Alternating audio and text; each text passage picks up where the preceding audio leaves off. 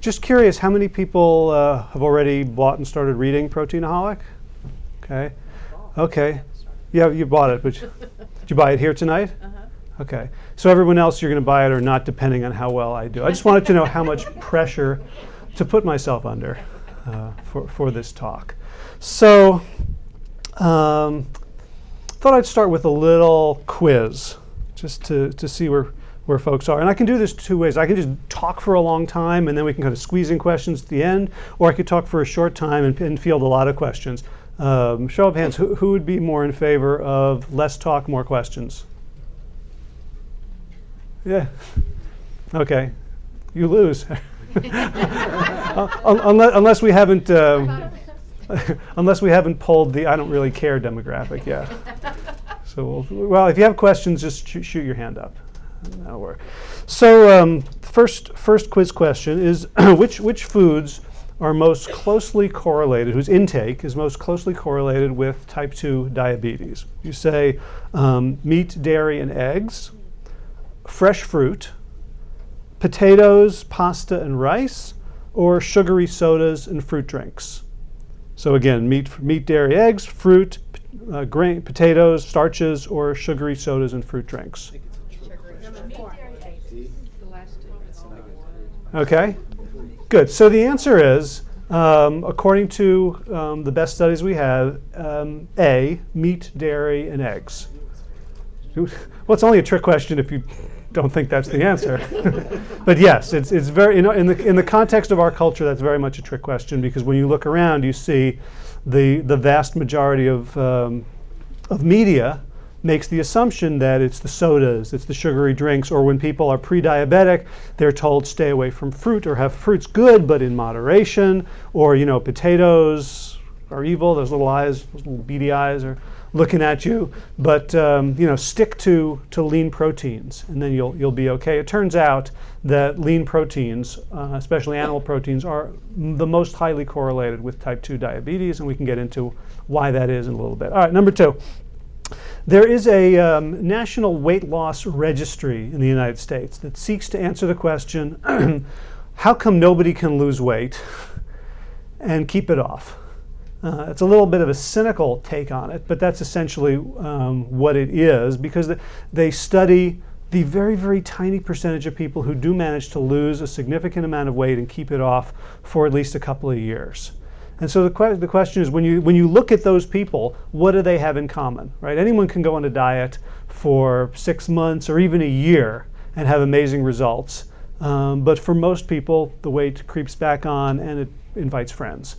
So the National Weight Loss Control Registry found the following contributed to long-term weight loss, which is to say significant weight loss and keeping it off for years. A, lots of lean meat and skim milk. B, lots of whole grains and fresh fruits and vegetables. C, everything in moderation. D, as little as possible. B. Okay, so the answer again is, now this time B, whole grains, fresh fruits, vegetables.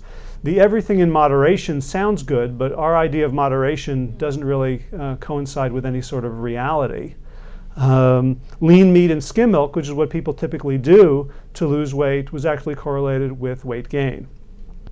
One more before we jump in. If you want to get enough protein as a vegetarian or vegan, which is to say without eating meat, eggs, fish, and dairy, A, you have to combine grains and beans at every meal. B, you have to consume vegetarian protein shakes that contain pea, soy, or hemp protein. C, you have to eat lots of tofu. Or D, if you're getting enough calories from plant foods, there is no way you can be protein deficient.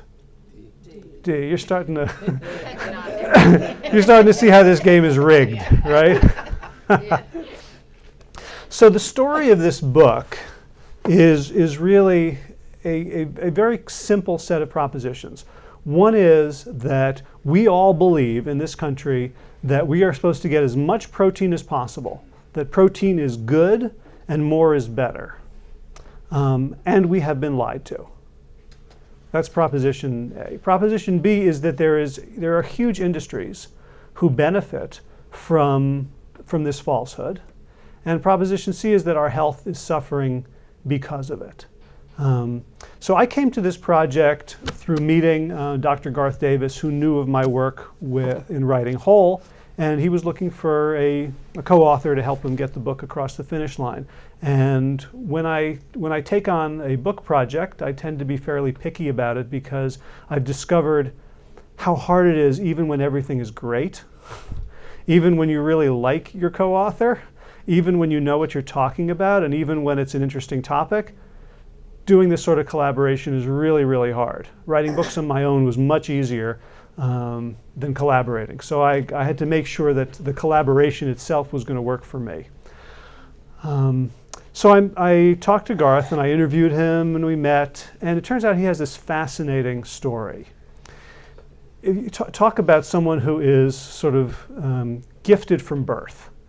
You have this guy who went to University of Texas at Austin, was class president. I don't know how many students there are in a class, 10,000. This guy was class president. His father was a noted surgeon. He became a doctor, board certified surgeon.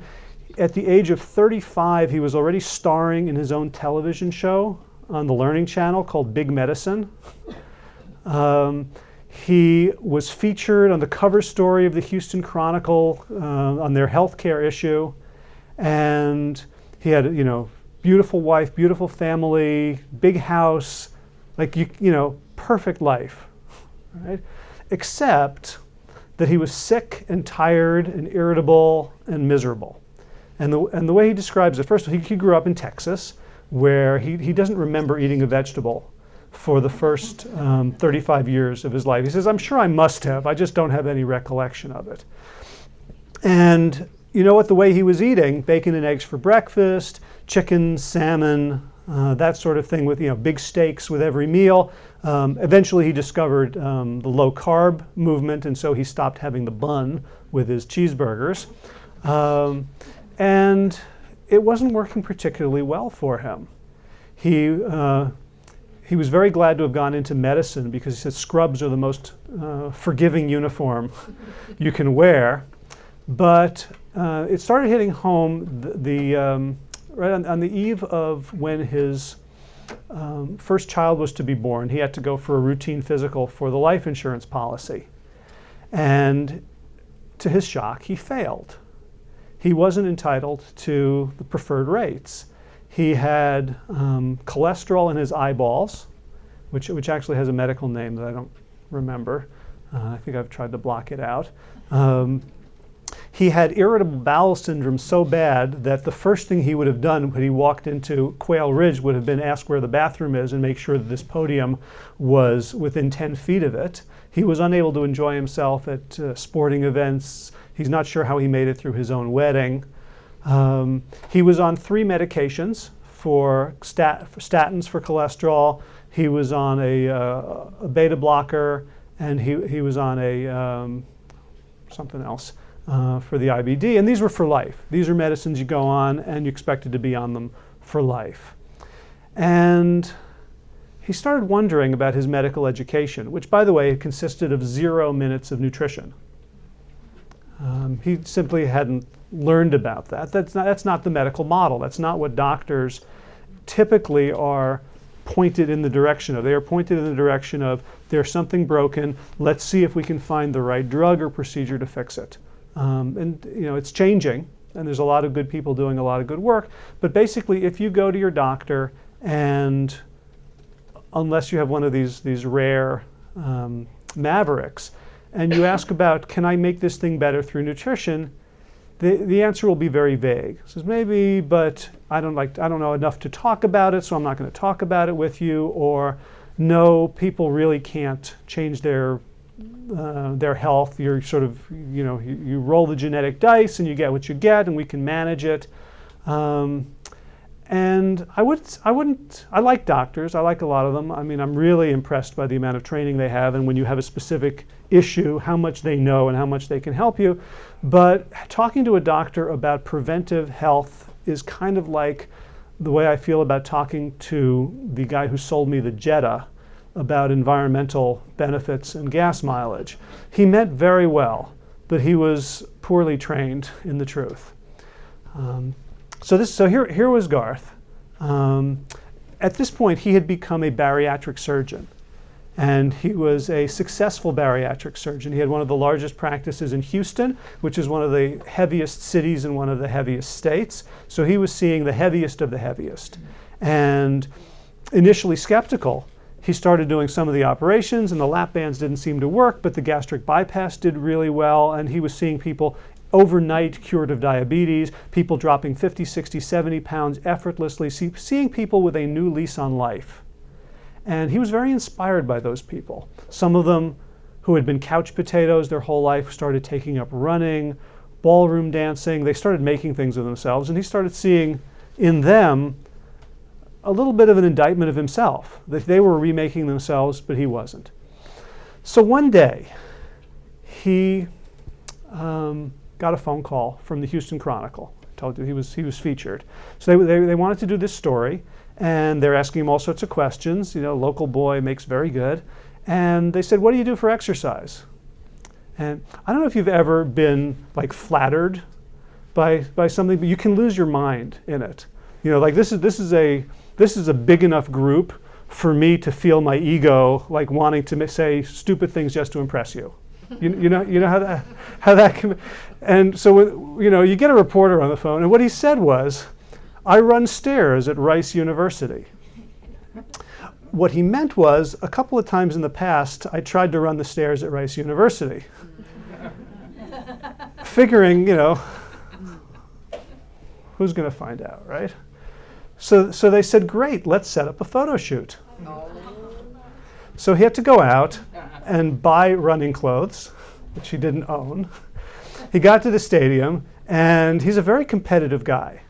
And so he started running those stairs like crazy, and they're snapping the pictures, and he's going up and down, and he's like, sort of heroically making it up and down these stairs, praying that his breakfast of bacon and eggs stays in, and keeping it down. And finally he says something like, "I better get back to the hospital now." And they say, "Okay, great, just one more picture up at the top, victory." And I've seen this picture. It's available, like archived on the internet. We couldn't get rights for it for the book, but you can go look for it. Garth Davis, Houston Chronicle. And he looks great, man. I have no idea how he pulled this off. But you really do think like this is some sort of like god of medicine. At which point he then says he like race walks down to the bathrooms and throws up every ounce of his breakfast. And at that moment, praying over the toilet, he decides something's got to change, that his medical education had not equipped him to take care of himself, and it certainly hadn't equipped him to take care of his patients. Because what he started seeing was, after 6 months, 9 months, a year, the weight was coming back. So this was the most tragic thing he'd ever seen, because every one of the people that he'd worked with had been on dozens of diets. You don't do bariatric surgery as a first resort. They'd all been on Atkins. Some of them had been on Atkins several times. They'd all been on multiple variations of low carb, whether South Beach or Sugar Busters or Protein Power or Atkins or New Atkins. And this bariatric surgery was the first thing that had ever worked for them. And to feel it slipping away, he said it was the saddest thing he'd ever seen. And to the extent that you can have a God complex when you do something and you help someone and they're so grateful, that's the flip side of how bad it felt when all of that started slipping away from them. And he thought, maybe there's some answer out there that I haven't learned yet, which is an amazing thing to be able to do for any of us, let alone a successful doctor to whom the world is telling that he's fantastic, to be able to say, wait a minute, maybe I don't know everything, maybe I don't know anything. So that's one of the things that really attracted me to both of my lead authors, is the way that they were able to be humble in the face of data that contradicted their worldview. I'm not sure that I've ever had that opportunity, so I don't know precisely how I would respond if all of a sudden I discovered that something I believed in and promoted publicly turned out to be completely false. But I'm happy to be working with people who've passed that test with flying colors. So he started looking. And the first thing he discovered was his assumption that America's healthcare system was number one was a little bit flawed. So as it turns out, it is number one in spending. Per capita, US spends about twice as much on healthcare, and let's put that term in air quotes from the rest of this talk, than any other country. And according to the CIA, do you know what number we are in terms of life expectancy? If the country where people live the longest is number one, where's the US? Number 50. On some it's number 50. The CIA doesn't count some little islands or something, so we're number 42. So the same answer to life, the universe, and everything. We are number 42 in terms of life expectancy. That's not the only measure, but it's a pretty good one. And not only do we have a shorter life expectancy, but the last 20 years of our lives are pretty crappy compared to most of the rest of the world that has the same life expectancy as us or even longer. So there's places in the world where people are living into their 90s with energy, vigor, spryness, agility, where the rates of dementia are a fraction of what they are here, where people aren't hobbled by osteoporosis and fractures, where people are not on 5 meds on average by the time they're 50. There are other places that do this differently. So he started exploring. The first book he read was Blue Zones by Dan Buettner. Anybody know about the Blue Zones? Okay. So it's not a cause and effect scientific study. It's a National Geographic expedition to search for the longest lived healthy people in the world. And they found 5 spots. A place in Costa Rica, an island in the Aegean, a Greek island in the Aegean, Sardinia, Okinawa, Japan. And you're probably saying at this point, well, they're all different from us. They live like peasant lives. They don't have the same kind of stresses and traffic. Like you can't just say it's the food, it's the whole thing. The 5th is Loma Linda, California, where they have pretty much the same stresses, same pollution, same Western lives as the rest of us. And they live, the Adventist community of Loma Linda, which tends to be more vegetarian than the rest of the population, lives 10 years longer than the rest of us. So it is the food. And we know from some huge studies of the Adventist population of Loma Linda and surrounding areas that within that group, they are very, very similar lifestyle. There are people who eat meat, people who eat less meat, people who eat fish, people who eat eggs and dairy, people who just eat dairy, and people who don't have any animal products whatsoever. And the longevity goes like this as you eliminate animal protein from your diet. And the rates of disease go like this. So that was the first thing he looked at. And he said, well, that's really interesting, and I'm shocked, but I can't change my practice based on this. I need scientific evidence, I need facts, I need studies. I can't just deal with these correlations, especially since it's so different than anything else. So he spent the next 5 years doing the research that comprises the last large chunk of Proteinaholic. There's 699 references to published studies. And so the question is, if there's so much evidence to support this idea that animal protein, excess animal protein in our diets is harmful, why don't we know about it? I don't know how many of you have had a doctor tell you to eat more protein, or a fitness trainer, or a TV commercial, or a buddy at the gym. I don't know how many of you have ever been to, let's say, a supermarket and seen protein on the packaging. Right? You notice that the things are being sold by their protein content. In 2011, you guys look like you're all fans of the TV show Jersey Shore, right? Damn, I messed up my demographics again. Well, I know 2 people from Jersey Shore who made it into my popular culture radar. One of them is called The Situation, which apparently was the name of his 6-pack. And he got a deal to promote Devotion vodka, which was the first vodka to contain protein. So you could build your muscles while you get smashed. Where can you buy it? You can't. I believe you can't anymore. There was a nasty lawsuit based on the fact that he did not disclose the fact that he was an alcoholic. It gets weirder and weirder. But he did go on talk shows saying that the protein would prevent hangovers, which is about as scientific as most of the other things we hear in the society about protein. So, where did this idea of protein is so important come from? Partly, anybody here play the game Risk? Okay.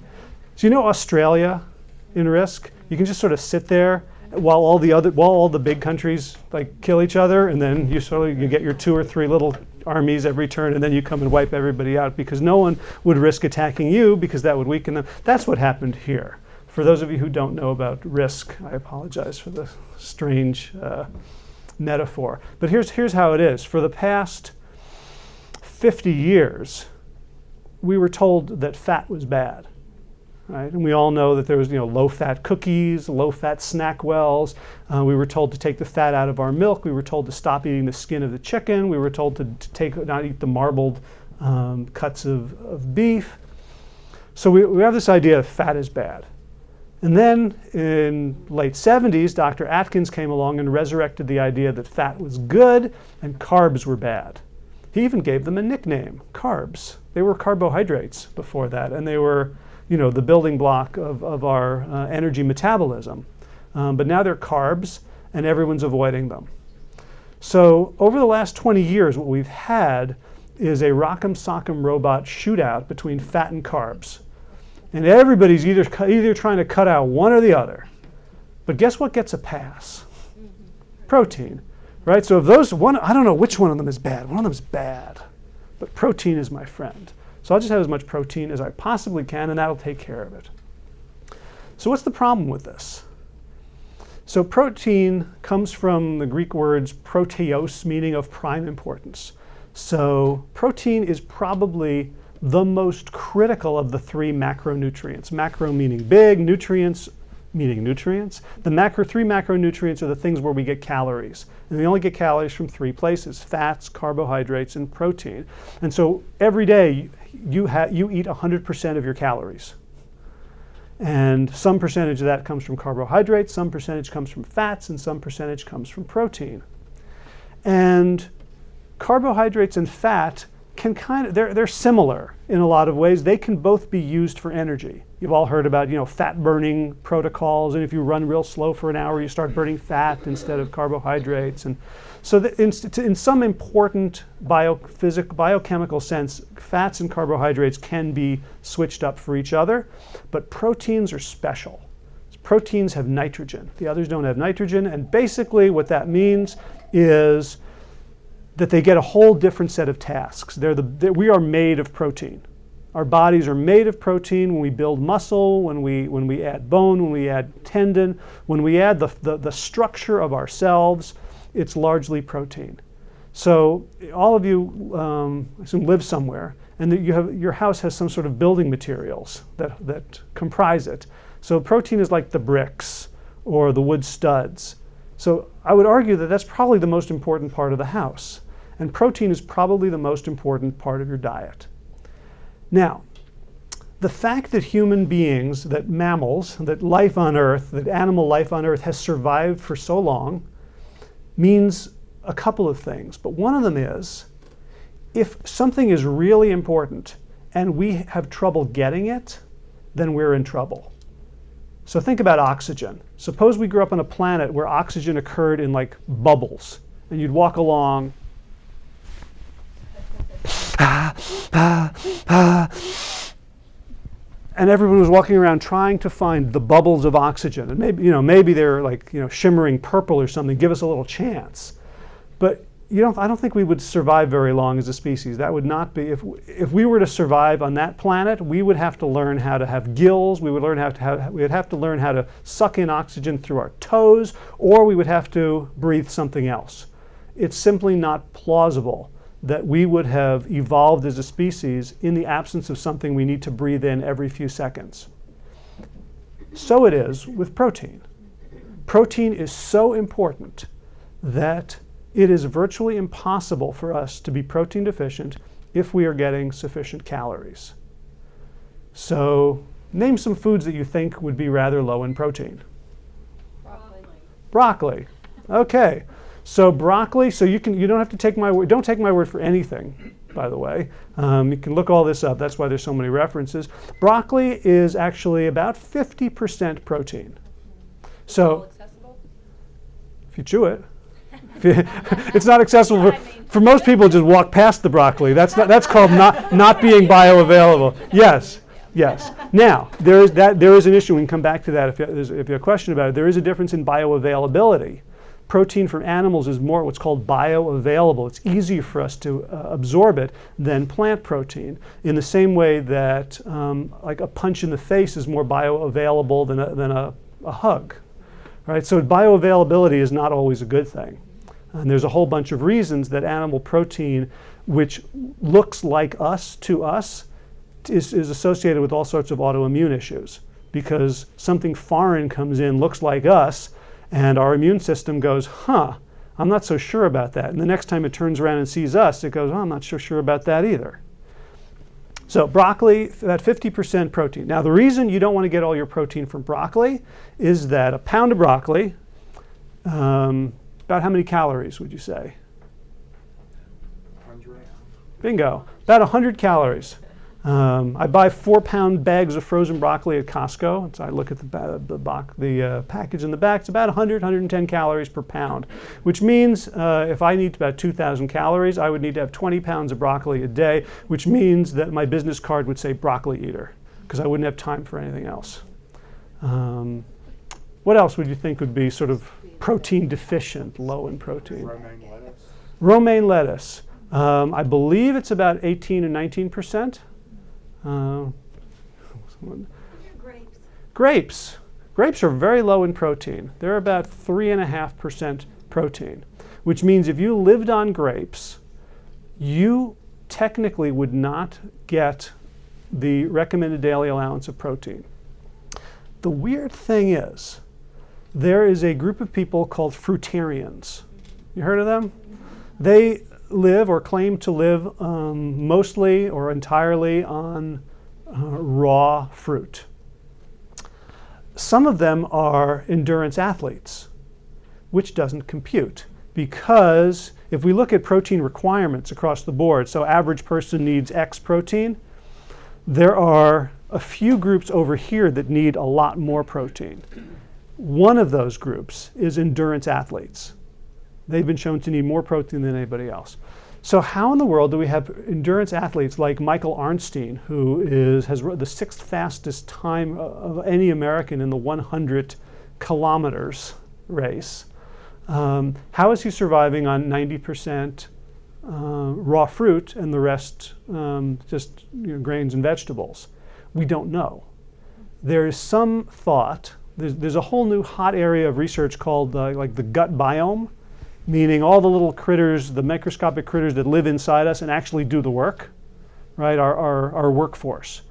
That we in our backyard, we grow certain vegetables in our garden, and those certain vegetables attract deer. And if we were to keep a bunch of ducks and chickens, that would attract coyotes. So our guts are the same way. We attract the little critters based on what we eat. And there's some evidence that these high fruit eaters actually have different gut bacteria than the rest of us, and that gut bacteria can actually synthesize amino acids, even the ones that we were taught were the essential amino acids that we could only get from outside sources that we weren't able to metabolize. So this is brand new research. It's not been, no one's won the Nobel Prize for it yet, but it's really interesting. So when you ask about grapes and fruit in general, it's pretty mysterious. But like most people think, like a carby meal would be like a potato, right? Have a lot of potatoes. I looked this up. Potatoes are about 11% protein. And the question is, how much protein do we actually need? So there's a bunch of ways to figure this out. Remember I said the thing that distinguishes protein from every other nutrient is the nitrogen. So as far back as 100 years or so ago, scientists started coming up with what they called nitrogen balance studies, which was trying to figure out how much nitrogen we lost, because that's what we needed to replace with protein. So we lose nitrogen through defecation, through urination, through breathing, through blowing our nose, through sweat, through tears. And if you kind of add that all up, and the nitrogen balancing studies have gotten better and better over the years as the instrumentation has gotten more sensitive, there's a whole bunch of different ways to figure it. So one way is, we have us in the middle here, we have endurance athletes. There's a group far to the right of them, your left, and that is infants, right? If you think of protein as bricks and you think of us as houses, then when do you need the most bricks? When you're building the house in the first place. Infants need way more protein than anybody else. So what is infant food? Breast milk. And what's the percentage of protein in human breast milk? About 5 to 6%. So that's the maximum. And now it might be extremely bioavailable, so we might need to bump it up more as we get older. But 10 to 12% of calories from protein is roughly where it's at that point that no matter what kind of protein we're having, it tends not to be harmful. At higher than 12%, it starts having negative impacts on our health. So there's a couple of different protein calculations. One of them is the World Health Organization that surveyed all sorts of research and said that on average, human beings need 0.66 grams of protein per day per kilogram of lean body mass. That's a mouthful. If I had a slide, that would help. But 0.6, so basically 2/3 of a gram for every kilogram that you weigh of lean body mass, which is to say your body minus all fat. The United States RDA is the recommended daily allowance is higher than that. It's 0.85 grams for every kilogram of lean body mass.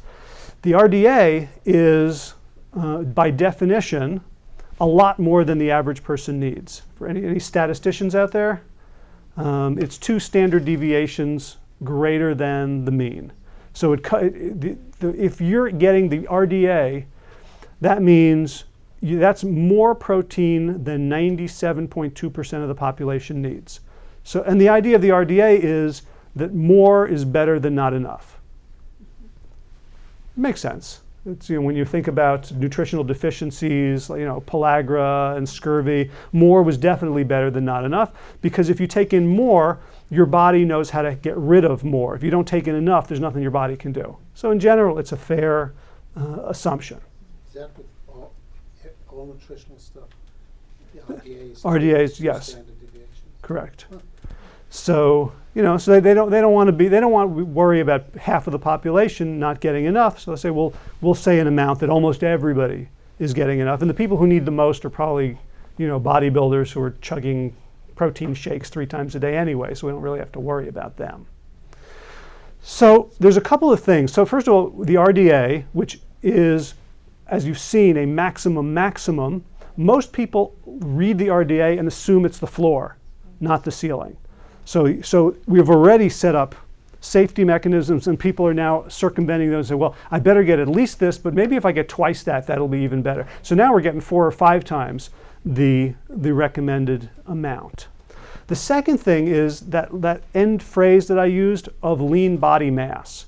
So if we have our fraction here, here's our fraction line, and above that we have sort of grams of protein, and here on the bottom we want to figure out how many based on lean body mass.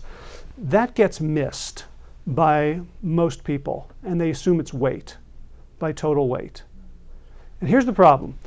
Protein, animal protein, contributes to weight gain, as we've seen with the National Weight Control Registry, as we talk about a lot, chapter something or other, chapter 12, obesity. It's not about the carbs. It's actually one food in America is most closely linked with obesity. Anyone want to guess what it is? Beef. Cheese. Lean chicken. Chicken. Really? Yep.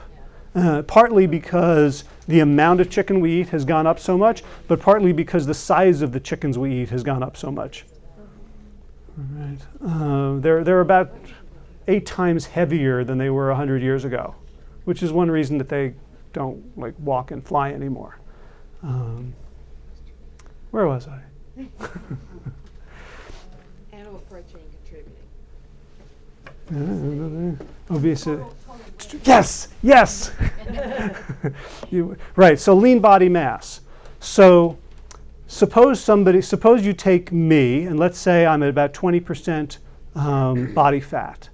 And we do the calculation. I'm 180 pounds, so 20% of that is 40 pounds. So 140 pounds of, is that right? 36, 144. You knew I was good at math when I said the fraction line, right? So 136 is lean body mass. Now suppose I go on an eating binge and I gain 100 pounds. Could happen.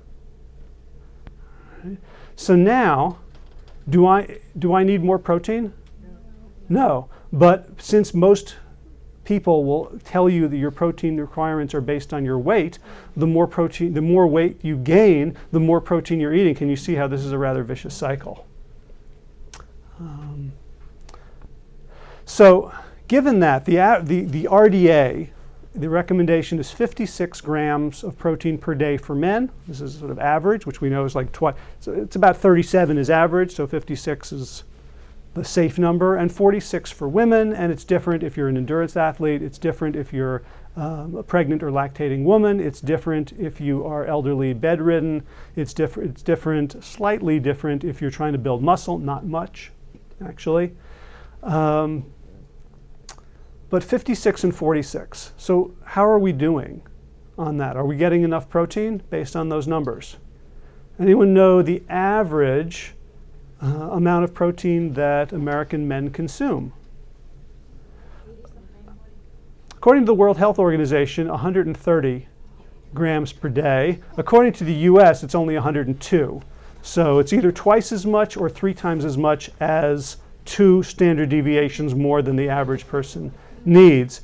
And the thing is, we're still living in a world in which everyone's worried about protein. If you're not sure, if you don't believe me that everybody's worried about protein, try this little experiment. Next time you go out, mention that you're a vegetarian and see what people say to you. Right. Where do you get your protein? So now I spend a lot of time, these books make me very popular among vegetarian and vegan groups. So I spend a lot of time talking to them, and you know what? They're tired of the question, but they've bought into the assumption.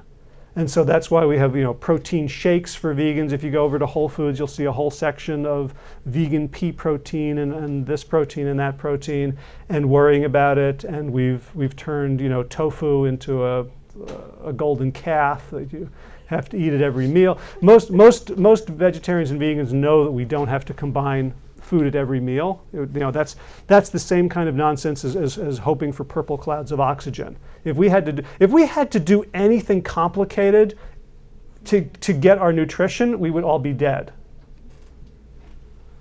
Right.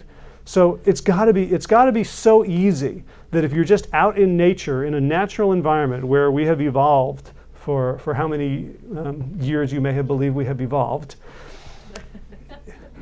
If we can't live well and thrive in that environment, then we're in trouble. So it turns out that we're a very flexible species. There are civilizations that live actually quite a lot on animal protein. They tend to survive rather than thrive. Think of the Inuit of the Arctic, Maasai of Western Africa, of Eastern Africa.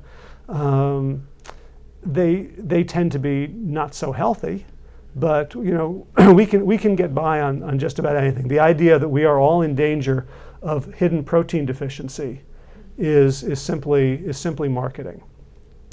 What's the average protein for women? 46. 46 according to the RDA. But I mean, the average, what we actually consume. You mean what in women? This country. That's one of those facts that 70 grams per day for women, according to the National Health and Nutrition Survey estimates. So again, almost double. And the thing is, it's interesting when you see, like scientists have developed in Toronto. Some scientists have developed another method of measuring protein requirement. It's called amino acid oxidation or something like that. It's a different technology than nitrogen balance, and the people who do this come up with higher figures, and they're pushing governments to increase the RDA. So when you look at a food label, the percentage of protein in that food will actually be lowered because it says you need more. So this is like telling all of you, I think you're not getting enough oxygen. We need to up our oxygen intake, right?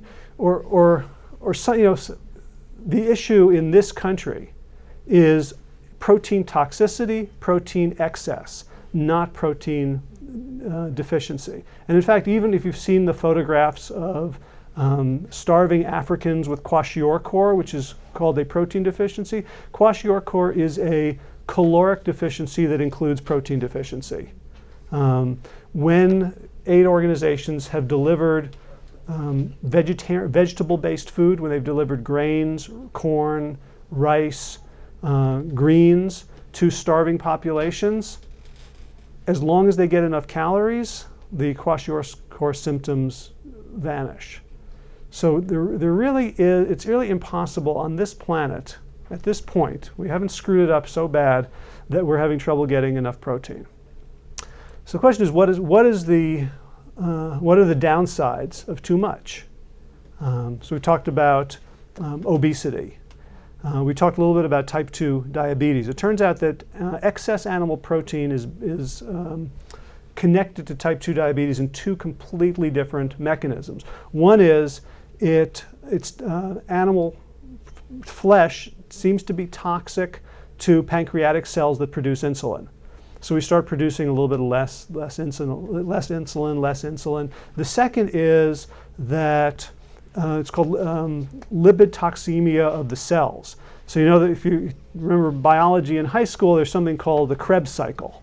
And the ATP is used by the Krebs cycle, and it goes around in a little circle, and it comes out in June with a B+. Sorry, that was a little too personal. And we use this as energy, and we get, where did the energy come from? It comes from our blood cells, right? Which go around, they get oxygen from the lungs, the food gets dumped into our bloodstream. That's why diabetics have spikes in sugar level. It goes into the bloodstream. And that's why people think that diabetes is a sugar disease, because the symptom is really high blood sugar. Why is that blood sugar in the blood and not going into the cells? It's because the excess animal protein and animal saturated fat, it's like a key that goes into the lock and breaks off, so that the cells no longer have the ability to take in the blood sugar. They become resistant to sugar. They become sort of lipid toxic. And so you have both decreased insulin production, and you have increased insulin resistance.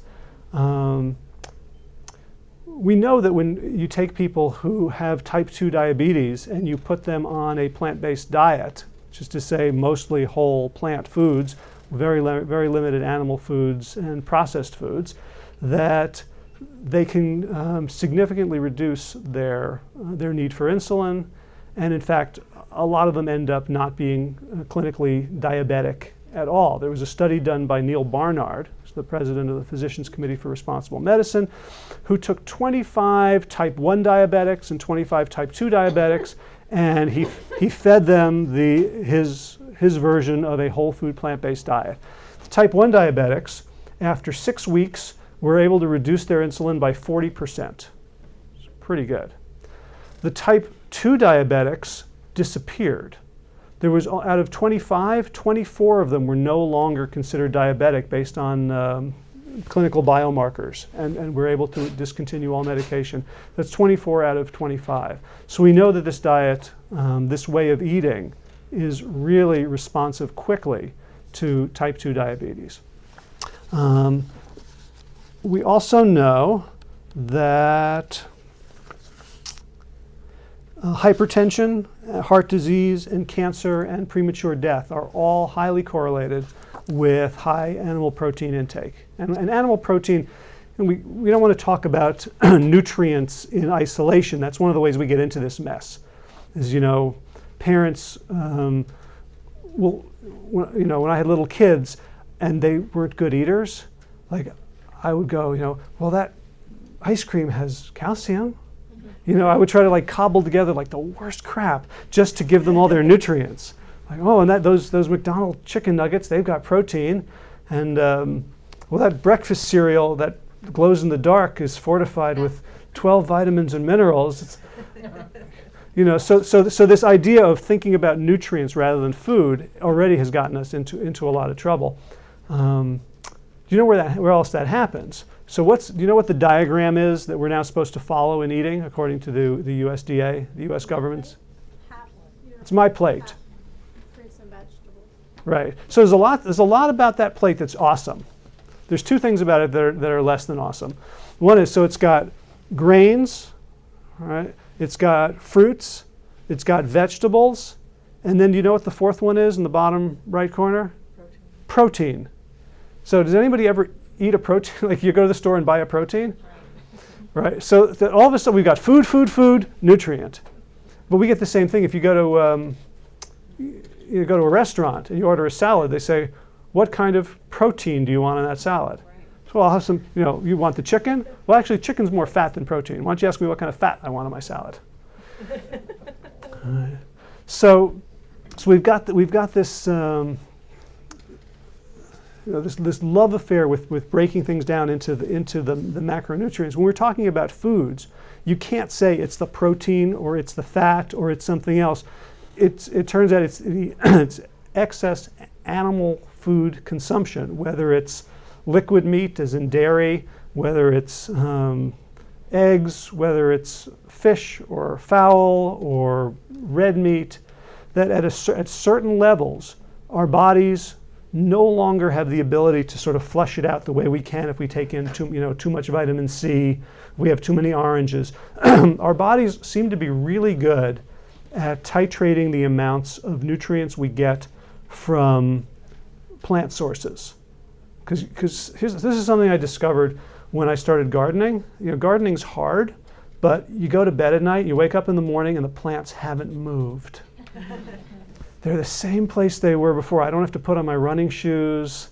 I don't need high-powered binoculars and night vision. I know where they are. So human beings have survived on plants because they're so darn easy to catch. We like hunting because it's it's heroic, it's macho, it's a game, it's a sport. Will we? Won't we? But hunting can only exist in most cases in temperate climates when people are already surviving on enough plant calories. So we got very good at dealing with excess. Whatever the plants have in excess, we're very good at dealing with. Whatever the animals have in excess, right? Animal foods were sort of an occasional treat. So we go back to the blue zones. What are they eating? Well, Okinawa is the longest life expectancy for women in the world. They get about 70% of their calories from carbs, which we used to call carbohydrates, and about 7% of their calories from protein. And in fact, most of their calories come from a single plant, the purple yam. called emo. Apparently the phrase of greeting in Okinawa for many years was basically translated, "Have you had your emo today?" Meaning, how you doing? You know, if you don't get your emo, you're obviously not doing so well. It's IMO. It's not like sad people with tattoos and piercings.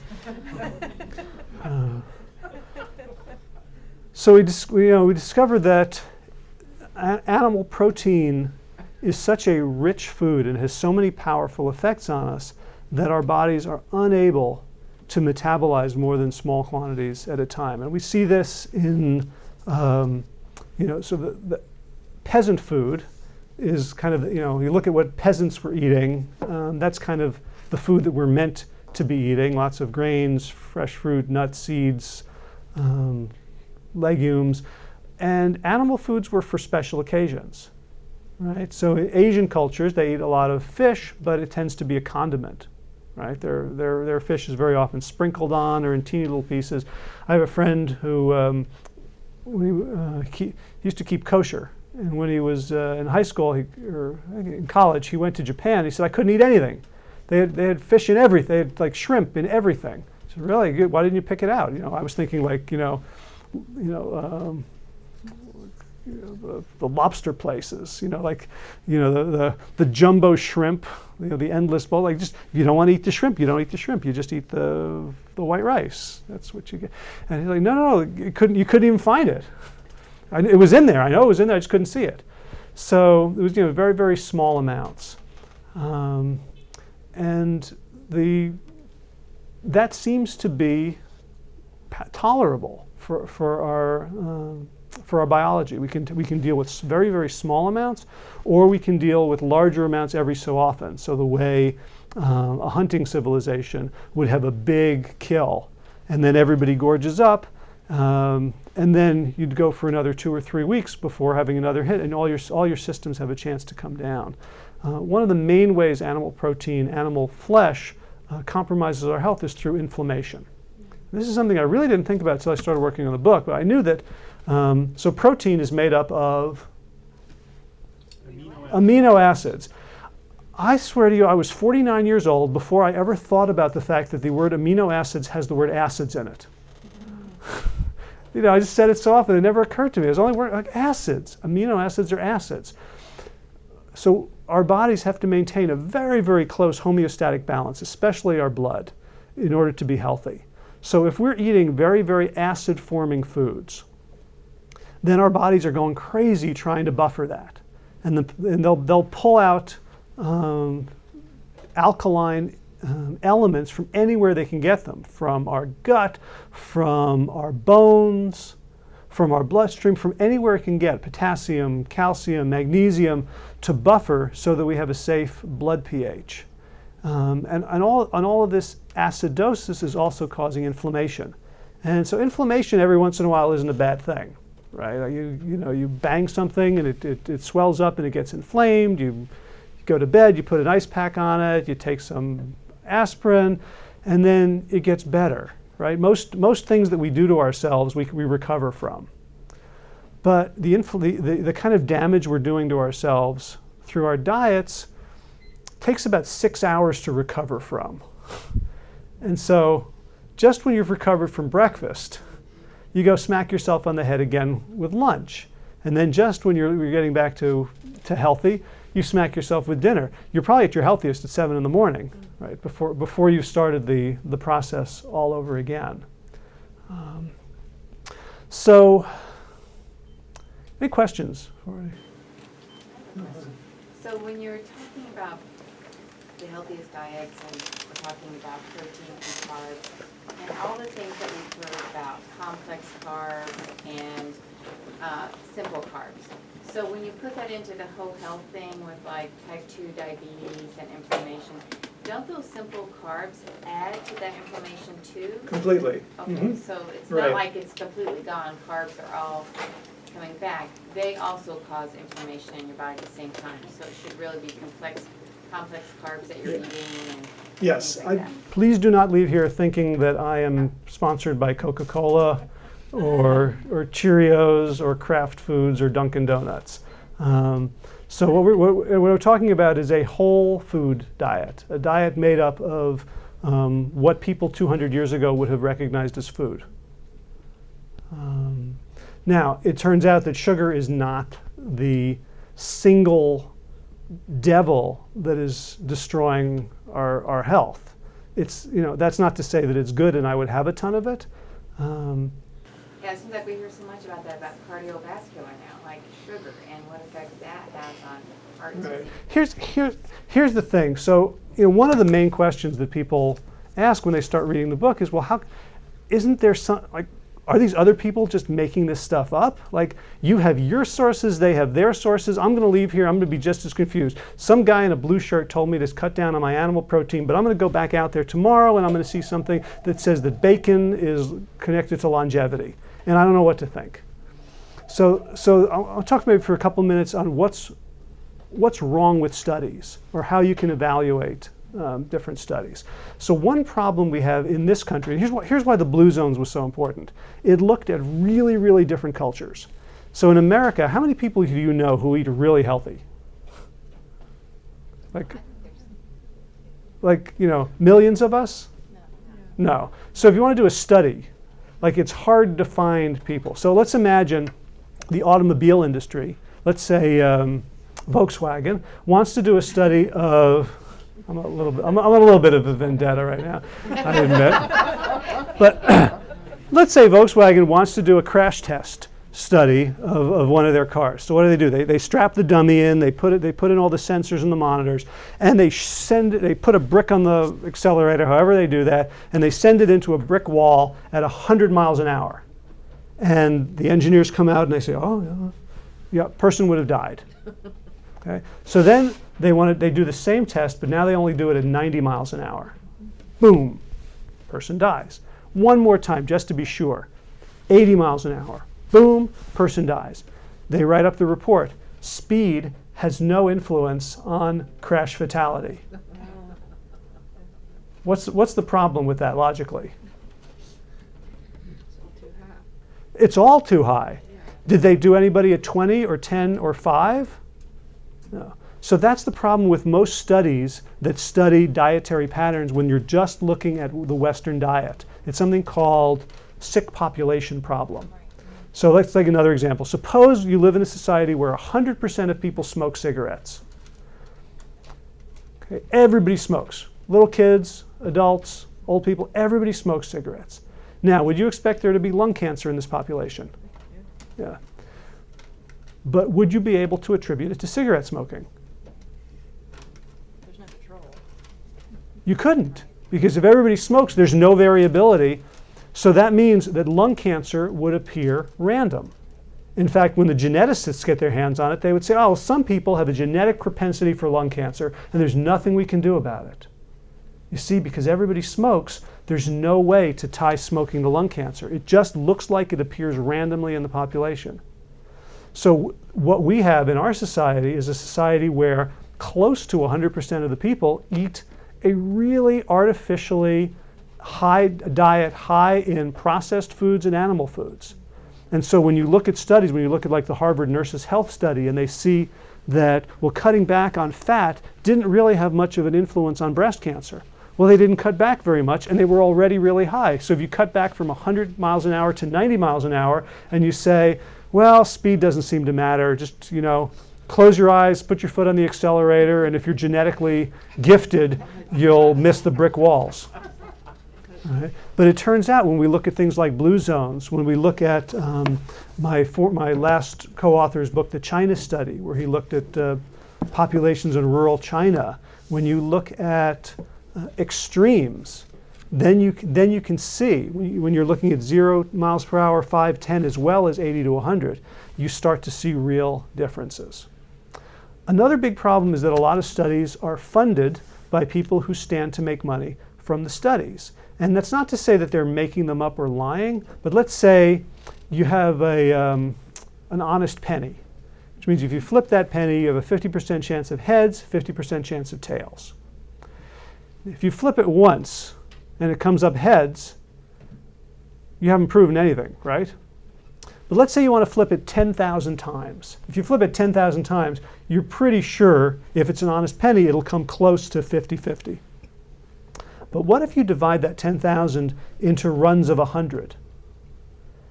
And you're just doing 100 runs of 100. Do you think that some of those runs of 100 would show a lot more heads than tails? Suppose you had a financial interest in proving that this penny was more heads than tails. It was heads heavy. And suppose you had those 100 runs and 20 of them showed significantly more heads than tails. Now, 20 of them also should show significantly more tails than heads, and about 60 of them are sort of right in the middle. But if you cherry pick and you just take the ones that show heads and you publish those, and you hide the rest of the data, then all of a sudden the scientific community says, well, look at all these published studies that show that this is a heads-heavy coin, which is exactly what happens with a lot of drug trials. You may have heard last week there was revelations about Paxil, a drug where a lot of the data was simply not published, not put into the public domain, and as a result, there's a rash of teen suicides related to taking this antidepressant. But you know what? Teen suicides were bad for business. So there was a lot of pressure. You know, and I've done work for researchers who do drug trials. The stakes are so high. People's careers are on the line. People are going to get laid off if this doesn't work out. There is an awful lot of pressure to make sure, and people are true believers. So they believe in these substances, and so they think, well, anything that disproves it has got to be anomalous. It's got to be wrong. And we see the same things around nutritional trials. A lot of trials are sponsored by the Egg Board, the Beef Cattlemen's Association, the Poultry Association, the American Dairy Association. They're sponsoring studies. They're also getting more clever, and they're sponsoring scientists to do other work so that their affiliation does not appear on the research paper. But the journals that publish these need to do a much better job of asking for all sorts of conflicts of interest. It doesn't mean that just because there's funding that there's a conflict of interest, but it does mean you look twice. Did anybody hear about 6 months ago that chocolate will help you lose weight? No? You heard about this. No, chocolate will help you be happy with your weight. It works for me. But there was a study that came out of Germany, out of a nutrition institute, that said that chocolate, eating small amounts of chocolate in addition to your regular diet, so no substitution, just adding chocolate, contributed to weight loss. And it was published in a peer-reviewed online journal, and it appeared in Shape magazine in June of 2015. It was on the Irish Times. It was. Yeah. Were they talking about just pure chocolate or chocolate and sugar? No, chocolate with sugar, the kind you'd want to eat. Kind you want? Yeah. Okay. Yeah, well, there's a punchline here, which is why you're having trouble believing it, right? Because it doesn't seem like that would work. Adding calories of sugary chocolate, like chocolate bars, doesn't seem like it would contribute to weight loss. And the lead author of the study was the founder of this institute, a Johannes Bohannon, who turns out to be a Harvard researcher named John Bohannon, who was doing a sting operation on this online journal. You know what I'm talking about. He wrote a great piece about it in IO9 about how he fooled it and how he he paid $500 to get his study peer-reviewed and put up online. He then sent out press releases. And by the way, it was a real study. What he did, he took a very small number of people and he took a large number of variables. He didn't know it was going to be weight loss. He measured a whole bunch of things. But if you measure enough things, you're going to find something significant. So he had weight loss, and I think he also had sleep. He got lucky.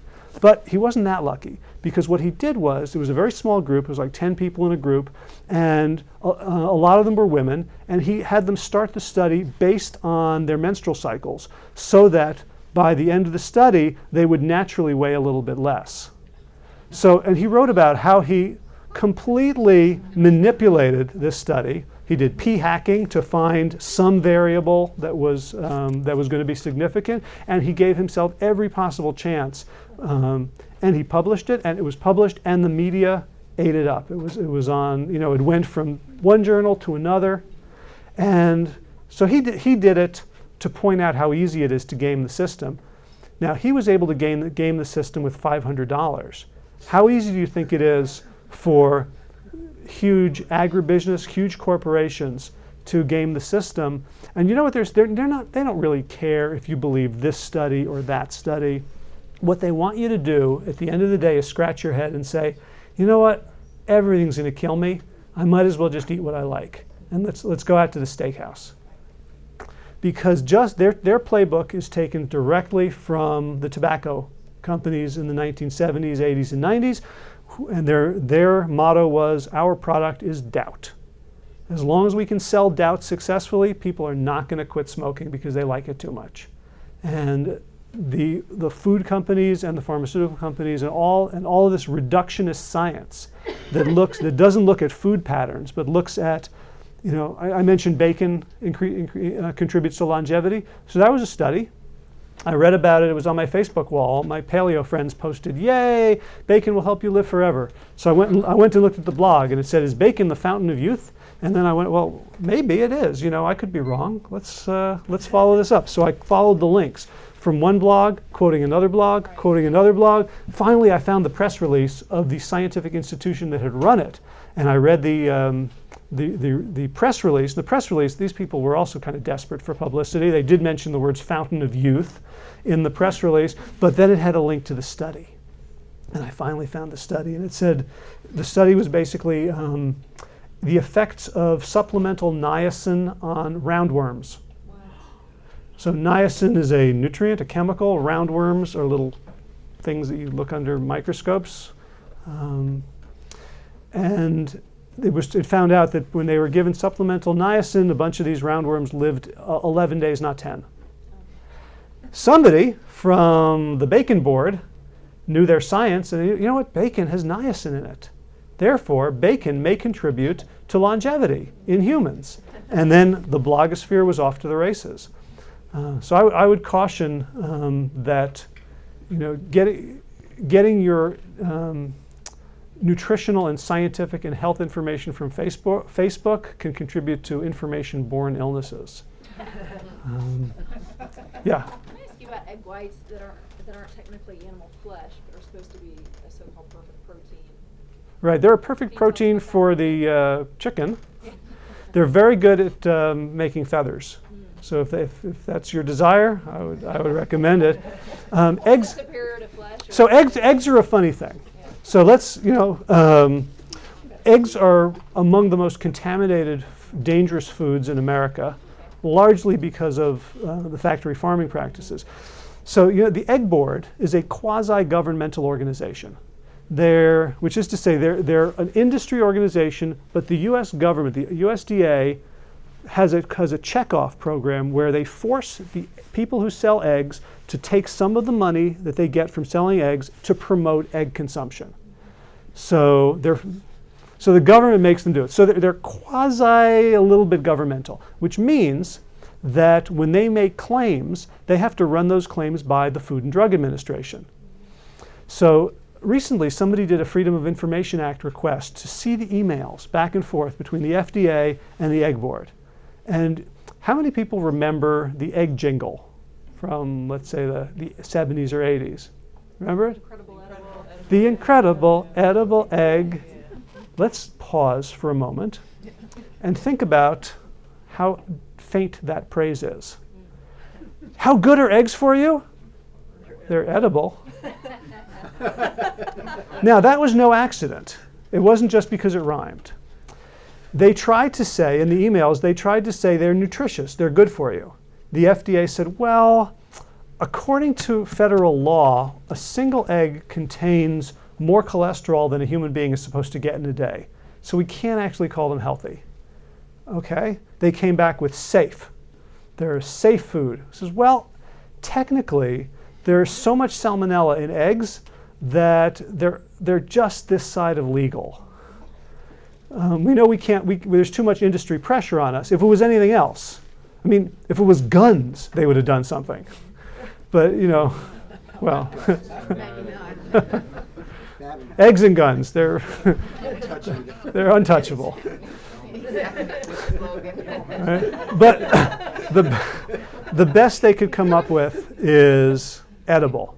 And there's new information around, even small amounts of egg eating tends to increase atherosclerotic plaques. Is it supposed to be mostly the yolk, or I'd have to do a little bit there's more some research. distinction between the whites and the yolk in terms